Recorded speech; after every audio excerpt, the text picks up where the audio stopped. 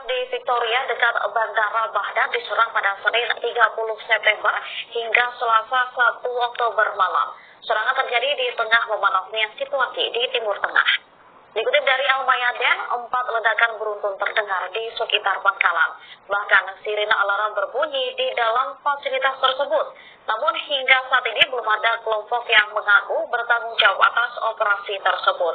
Operasi ini menggarisbawahi perlawanan yang sedang berlangsung terhadap keterlibatan militer Amerika Serikat di kawasan tersebut. Pasalnya, Washington dinilai memberikan dukungan ke Israel soal agresinya di Gaza dan Lebanon. Terlebih saat ini kondisi di Timur Tengah memanas usai terbunuhnya pemimpin Hizbullah, Hassan Nasrallah. Wilayah Israel dihujani serangan dari milisi Hizbullah hingga Houthi di Yaman. Dikutip dari The Times of Israel, usai insiden ini, tampaknya serangan darat Israel ke Lebanon diduga akan segera terjadi. Pasalnya, Kepala Pertahanan Israel sudah berbicara tentang babak baru dalam perang melawan Hizbullah. Meski demikian, Amerika Serikat mendesak agar gencatan segera dilakukan di perbatasan Israel-Lebanon.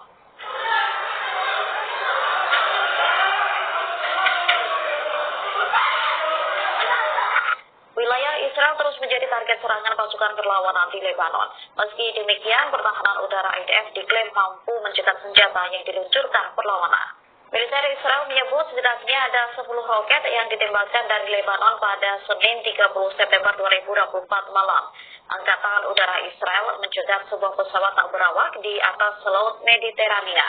Lokasinya berada di puluhan kilometer di sebelah barat pantai tengah Israel. Kemudian beberapa proyektil dicegat oleh pertahanan udara Israel. Sementara roket lainnya mendarat di area terbuka. Pada laporan cedera atau kerusakan yang disebabkan oleh serangan perlawanan di Lebanon. Sementara militer Israel juga dilaporkan meluncurkan serangan ke Lebanon pada Selasa 1 Oktober pagi. Serangan menyasar kamp pengungsi Palestina Ain el-Hilweh yang padat di dekat kota selatan Sidon. Dikutip dari The Times of Israel, ini menandai serangan pertama terhadap kamp tersebut.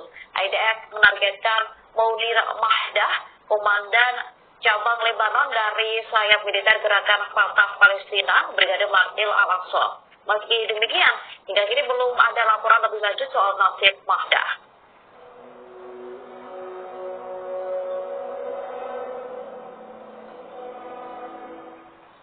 Ibu kota Israel Tel Aviv menjadi sasaran serangan Yaman. Lebih dari 1 juta pemukim langsung mencari tempat perlindungan. Media Israel melaporkan bahwa rudal hipersonik diluncurkan dari Yaman ke arah Gusdan. Ledakan besar pun hingga terdengar di Tel Aviv. Namun tak dijelaskan ada atau tidaknya kerusakan yang ditimbulkan akibat serangan tersebut. Akan tetapi akibat penargetan tersebut, lebih dari 1,5 juta pemukim Israel di Gusdan mengungsi ke tempat penampungan. Sebelumnya, Angkatan Bersenjata Yaman juga sudah menargetkan Tel Aviv pada Kamis 26 September malam. Militer Yaman menggunakan rudal balistik hipersonik Palestina 2 dalam serangan itu. Suara sirine perang meraung-raung di seluruh wilayah menandakan warga harus mencari tempat perlindungan. Rudal militer Yaman pun berhasil mendarat di Tel Aviv, mengakibatkan 20 warga Israel terluka. Media Israel mengatakan sedikitnya 2 juta pemukim berlarian ke tempat perlindungan di tengah serangan itu. Face the DPRK, which is different from what the US used to think. Mr. President, it is the invariable external policy of the DPRK government to champion justice and peace, aspire after progress and development, and promote friendship and solidarity. This is also the idea running through the UN Charter.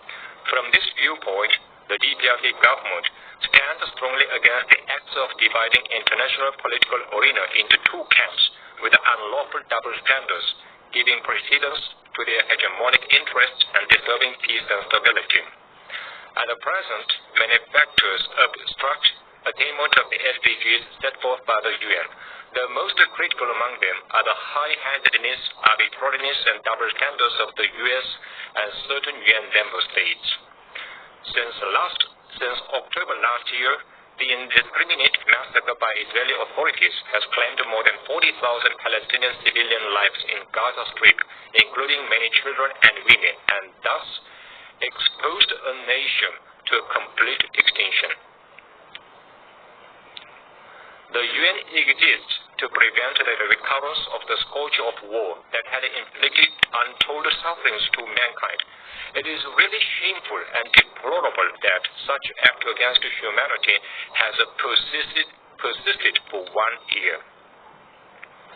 It is highly imaginable that one state is immune to any censure and sanction, even after committing such a horrible massacre.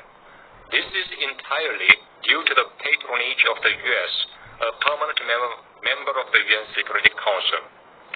The U.S. has vetoed UNSC resolutions on bringing peace to the Middle East on as many as 5 occasions, overriding the wishes of the international community to see the ethnic cleansing stopped by its ally. This is how the U.S. has discredited the authority of the UN and incited crime against humanity. This notwithstanding, the U.S. is branding as a threat and provocation the legitimate exercise of the right to self-defense by a sovereign state, which did not do any harm to anyone. As for the Ukrainian situation dragged on for almost 3 years by the U.S. and Western countries, they are shifting the responsibility on other countries, even though it was the result of eastward expansion of NATO and provision of lethal equipment amounting to astronomical sum of money to their ally. The reason behind the U.S.'s abusive invectives about the normal developmental relations between other countries is in fact to indicate its unprincipled political and military support to its ally and justify the forming of military alliances on a global scale. Justice or injustice is judged according to whether the actor is pro-U.S. or an independent country